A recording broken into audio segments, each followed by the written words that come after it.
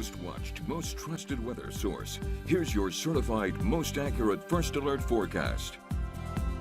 Well, it's certainly a rainy day across several spots here in the east. We're dealing with some showers, even some thunderstorms there around Hatteras over towards parts of Jacksonville right now. Zooming in a little bit closer, if you basically watching from Jacksonville, you're going to be dealing with this heavy downpour, at least for the next 20 or 30 minutes or so. Kenansville, you had some heavy rainfall earlier, but looks like it's starting to taper off. Wallace seeing some showers right there along Highway 117, also Interstate 40. Going to the east here, we're seeing some rain from Beaufort to Pine Knoll Shores, all the way up towards Atlantic, Cedar Island, seeing some heavy rain, and then it gets a little bit better as you head further up towards the Outer Banks from Rodanthe towards Avon.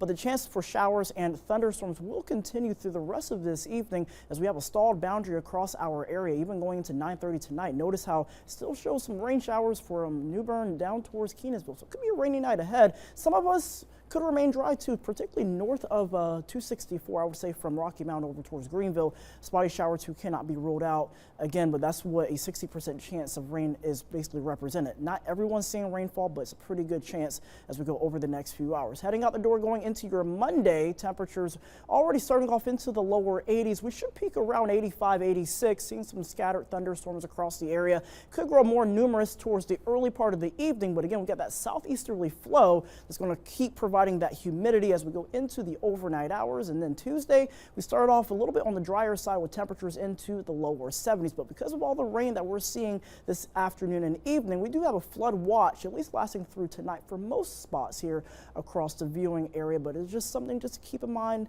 of over the next 7 days, as rain chances still will remain elevated all the way through Sunday night to Thursday, even Thursday night as well, seeing some heavy downpours. So satellite radar again still showing some showers and thunderstorms across the area.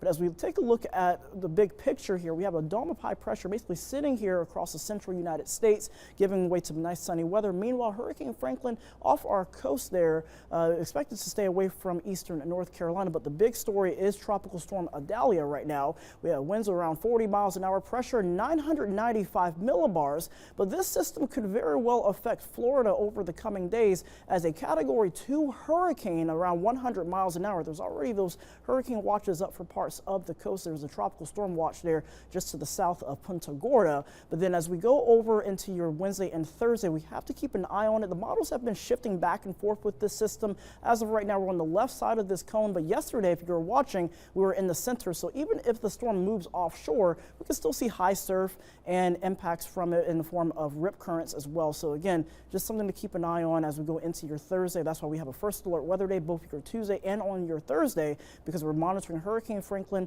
and also Tropical Storm Idalia. At least for tonight, temperatures dropping down into the lower 70s, 73 tonight with scattered rain showers across the east, southwesterly breezes 5 to 10 miles per hour. But over the next 8 days, have that umbrella, rain jacket nearby, because again, we're going to see elevated rain chances between 30 to 70%, daytime highs in the 80s, overnight lows into the 60s and 70s.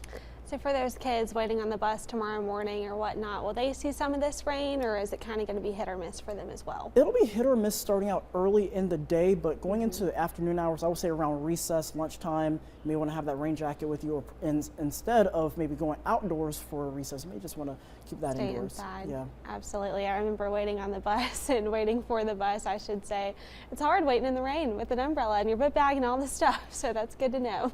It kind of almost reminds me of that time where, because I don't know if you remember or not, but riding the school bus, sometimes the windows don't go all the way up, and so anytime it would rain, it would just get on the seats and stuff. It's just terrible. But I mean, hey, it's the first day of school tomorrow. At least we'll have some breaks in the day. Temperatures approaching the upper 80s. Thank you, Russell.